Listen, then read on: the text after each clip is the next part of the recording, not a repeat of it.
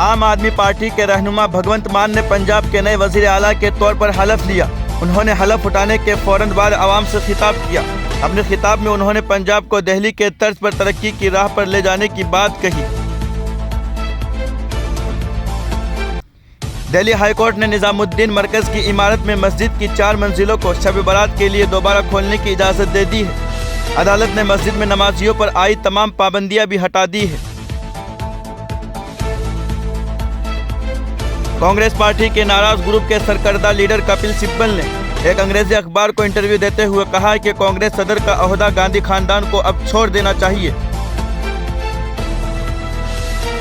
दिल्ली की एक अदालत ने बुध के रोज तालिबा कारकुन गुलफशा फातिमा को शुमाली मशरिकी दिल्ली में होने वाले फिरका वाराना फसादात की साजिश के सिलसिले में जमानत देने से इनकार कर दिया है।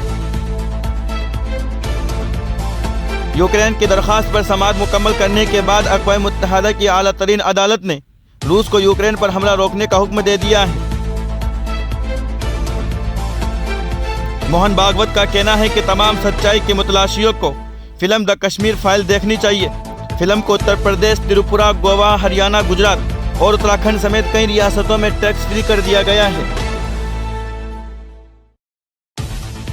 सोनिया गांधी ने वक्फा सफर के दौरान लोकसभा में यह मसला उठाया और कहा कि सोशल मीडिया के गलत इस्तेमाल से हमारी जमहूरियत को खतरा लाहिक है। फेसबुक और ट्विटर जैसी आलमी कंपनियां सियासतदानों, पार्टियों और उनके वर्कर्स के जरिए मखसूस किस्म के सियासी नज़रियात कायम करने के लिए तेज़ी से इस्तेमाल हो रही है।